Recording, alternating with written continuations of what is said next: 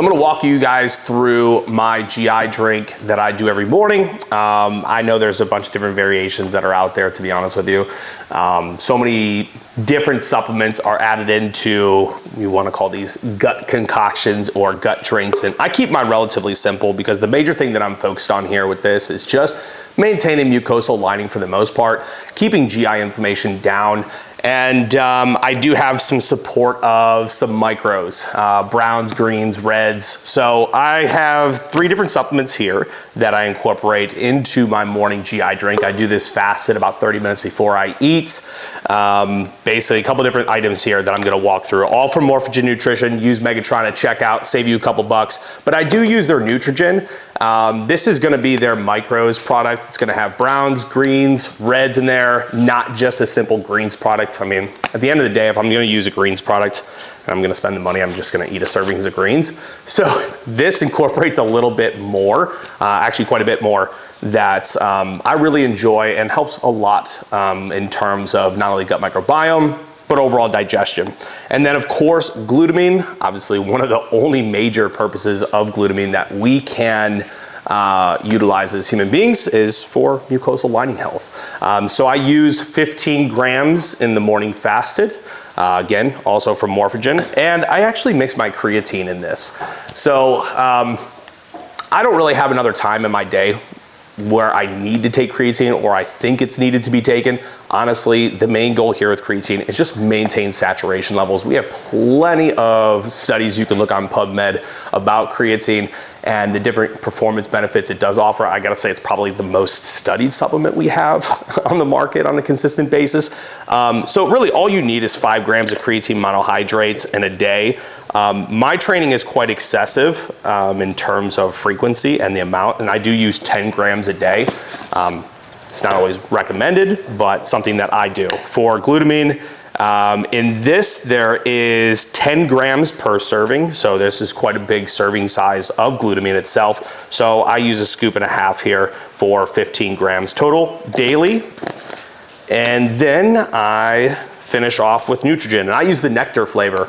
It's something that I like. I actually like all their flavors of Nutrigen, but you'll see this product isn't a greens product. It's actually like a, if you can even see it, it's like a brownish, orangish, reddish tint to it. I'm colorblind a little bit, so forgive me if I've misspoken on the exact terminology and color on the color wheel.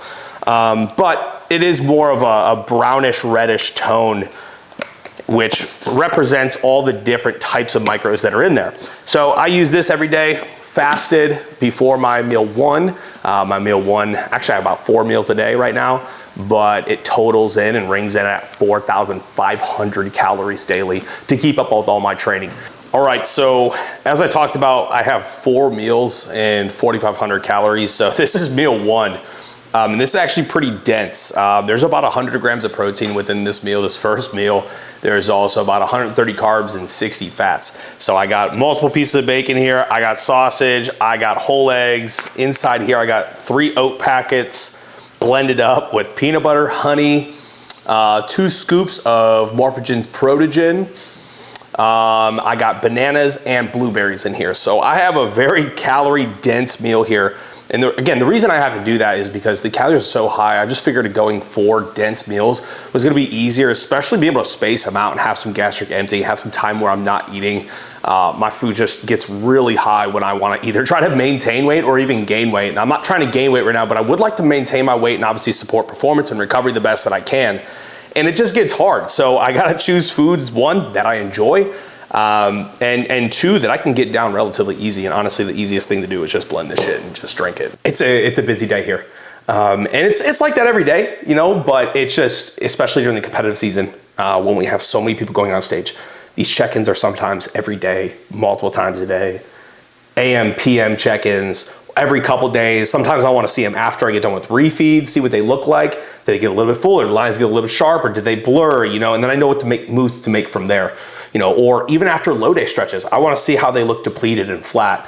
And then what's the disparity in change between them flat and them full? What does it take for them to get full? How far does their weight go up? What do they look like at that specific weight? So there's a lot there for me to unpack with every single athlete. So I have to be on time. I have to be organized with everything that I do. And with working with so many different people that they're amazing people, I also have to be able to communicate really well. And that's one thing I think that I've worked on a lot is just my communication style, being able to, you know, communicate effectively, get my point across. I think being a high school teacher for 6 years really helped in this regard, to be able to break something down to be very digestible, very understandable. That may be a complex idea. And that's one thing that I've really worked hard to be able to do, and also get those points across to multiple people that have different learning styles or communication styles. And you know, you kind of find what works with people. The more time you work with people and you invest in people, the greater the outcome is. And a lot of the people that I work with now have been with me for multiple years. And the longer that I work with them, the better it gets, the better symbiotic relationship we have. I kind of know what moves to make. I kind of know what they're thinking. Makes my job significantly better, and less of a quote unquote guessing game. And I just know, like, you know, you just, as you learn these people, you just know these things. So this has been kind of a really interesting, I think, part of my career, where a lot of these people that I've worked with for so long are going on stage. They're, you know, getting their pro cards. They're getting very close to their pro cards. They're placing better than they ever have. Or you have people that are coming to me for the first time. They're in the best shape they've ever been in, the healthiest prep they've ever been in, the most smooth prep they've ever been, you know, through. And that speaks volumes, not only about the way that we do things here, but their efforts and their willingness to learn and be coachable. Because I think without that, you know, I think we sometimes get stuck in our ways with what we're comfortable with. And I think that's when sometimes we need to change, or we need to change up the way that we do things. Because if you're just constantly showing up, getting the same results, doing the same shit, you know, it's not going to work. And even as a coach, like, I have to change my methodologies per person. So I spend a lot of time here in this space, you know, working. This is kind of where all the magic happens. All right, guys, I am here with Huso at Statera. He is going to basically been taking care of my recovery, because my training has since changed to obviously this very bodybuilding-esque, very, very controlled format, to now of this more functional, you know, training schemes where I'm doing sprints. We got tire flips today, later today we got deads today, so we got a bunch of heavy work. And my training has been obviously very frequent, sometimes multiple times a day, sometimes I'm getting Peloton sessions in, so it could be like 3-4 times a day. That's awesome. With different modalities, obviously not the same thing repetitive, so I'm not beating the shit on my central nervous system. Yeah. But today I definitely need to get a little bit of extra recovery in, since I do have that session today. So if you just want to kind of walk me through what we are going to do and what would be best for obviously what I'm trying to do here. No, absolutely. We have so many different components. We'd love to get you to try and get a workout in to help you throughout with those modalities. Definitely want to get you the cold plunge. That's going to help reduce inflammation overall, as well as we got the sauna in there. It's really not going to get you too warm. The cold is going to be the best to get that inflammation going and help you with so many different components there, as well as some compression. We've got some red light, lots of different things we can get you and help you get you recover and get you back to 120% so that you can get back out there. Oh. All right. Very good. All right. Yeah, that's the fun part, right? I have athletes do ice baths. Yep. You know, for their legs and their inflammation. I have to do a bunch of cardio, especially in peak week, trying to reduce that. And this is way above and beyond that. You know, they have to go up to their hips.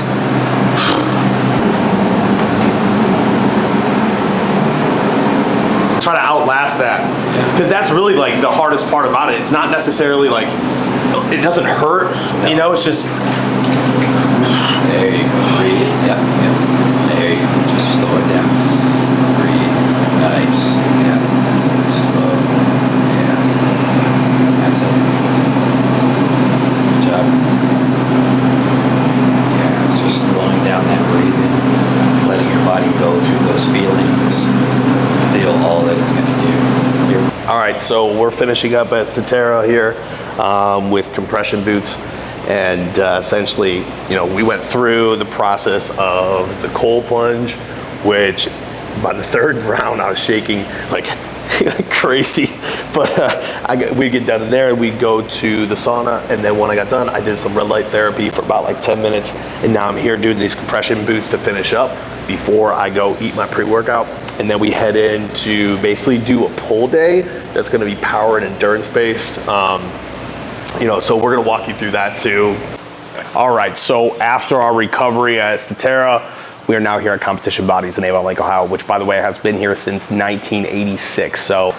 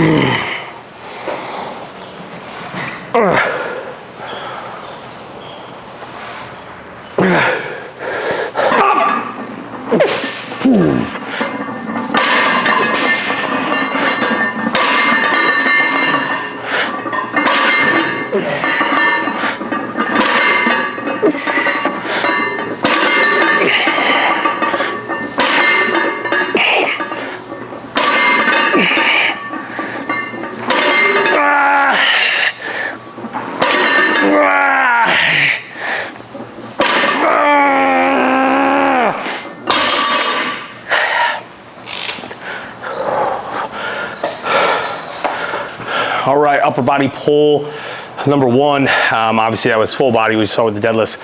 I'm gonna go upper body and I'm gonna go through dumbbell row. Now, I know dumbbell row, you know, characteristically speaking, in bodybuilding, we wanna be really stable, right? And this, what I'm trying to do is I'm actually trying to create a little bit of momentum to get this motion of pulling people into me. So it's gonna be a little bit faster, it's gonna be a little more explosive, a little less controlled, a little less composure here. However, if I was to be a bodybuilder again, I would definitely change the way that I do this and create a lot of stability.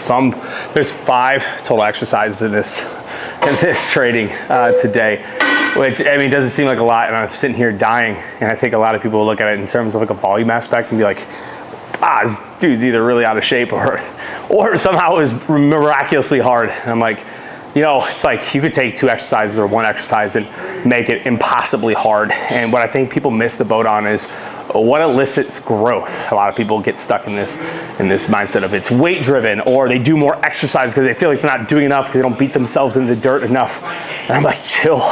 It's neither of those. It's intensity generated.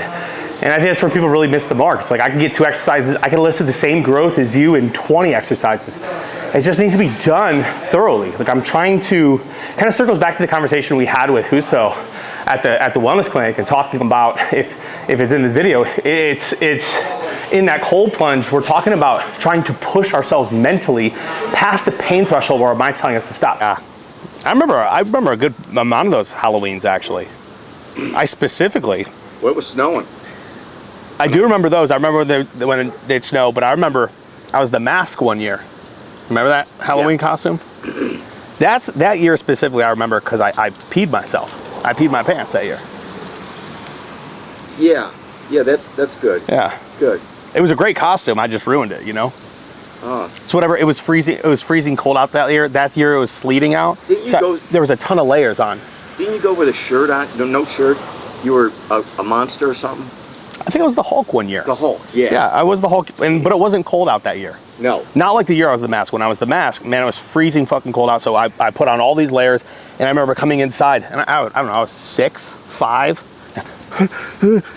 Just, I stood there just... Sure it wasn't 16 or 25? Probably one of those. I bet you it was one of those. All right. But I definitely peed myself in the hallway. But you remember me carrying you, right, and it's snowing? I do. You were a pumpkin or something. Oh, yeah. I don't know what... I remember Harley being a pumpkin, and we took her... it was a garbage bag, and you filled it with leaves from the yard. she had fucking leaves around her. Oh, we were trying to throw her out. Yeah. We put her in the garbage and she got out. You messed up. Yeah. You messed up. So. Don't be frightened. I am here to serve you for dinner. All right. There you go. You're welcome. Is it hot in there? Yeah.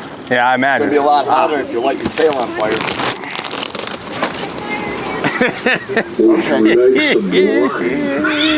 High five.